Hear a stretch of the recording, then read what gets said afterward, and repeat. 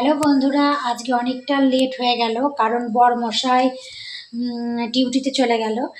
আর ঘরে মিস্ত্রি লাগিয়েছি, ওপরে ট্যাঙ্কি ডবল করছি, আর বাথরুমে একটা ওয়াশিং মেশিন দেব। ঘরে যেহেতু আছে বাথরুমেও একটা লাগাবো, আমার দুটো ওয়াশিং মেশিন করছি। কারণ রাতে যখন আমি কাচাকাচি করি কিংবা বিকেলে কাচাকাচি করি, বাইরে আমার ওয়াশিং মেশিনটা খুবই দরকার।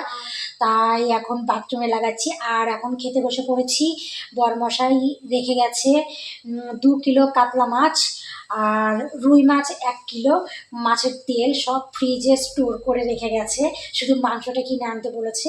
আর 1 সপ্তাহ পর কিংবা 8 দিন পর গিয়ে আবার নিয়ে আসতে বলেছে মাছ কিংবা মাংস। আপাতত এনে রেখে গেছে। আমার সমস্ত ঘর বাড়ি গোছাতে, আর আমরা খেতে বসে পড়েছি। সরাও। এই দেখো, এখানে মাছের তরকারি নিয়েছি, মাছ ভাজা, পেটির মাছ, এটা ছেলের জন্য আর আমার জন্য। এই যে গাদা দিয়ে মাছের গাদা নিয়েছি, আর এই মাছের তেল দিয়ে এখন খাবো। দিয়ে আবার আর একবার দুপুরে রান্না করব। ছেলে বসে হচ্ছে, আজকে যেহেতু রবিবার, ছেলের স্কুল নেই। চলো একটা একটা করে ভিডিও শেয়ার করব, অবশ্যই তোমরা দেখো। ভিডিওটা যদি ভালো লেগে থাকে লাইক, কমেন্ট, শেয়ার, সাবস্ক্রাইব করো। টাটা।